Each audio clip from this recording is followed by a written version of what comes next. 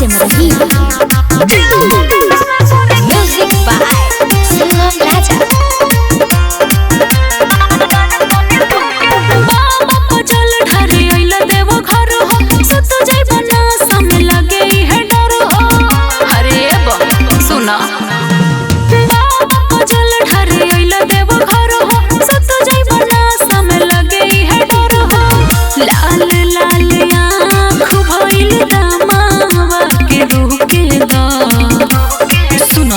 चिलमा जरावा गोरी गांजा तनी धुके दा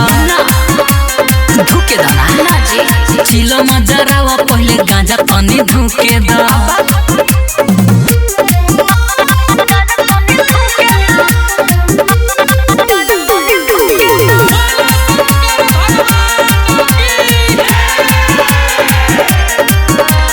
अब कितना पीबो तू गांजा दर्शन तू कला चल कहतानी हम।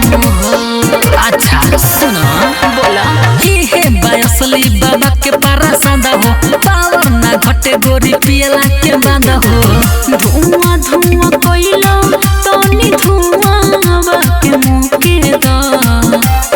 सुनो चिलमा जरावा गोरी गांजा तनी धुके दा। चिलमा जरावा गोरी गांजा पहले धुके दा। डीजे विकास सिमरही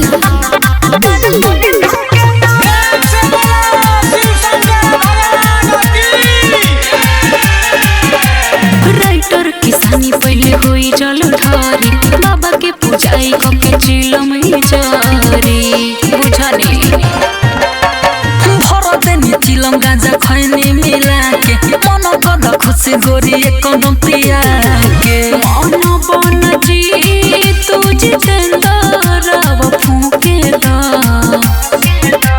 चिलम जरावा गोरी गांजा तनी धुके दा। चिलमा जरावा गोरी गांजा पहले धुके दा।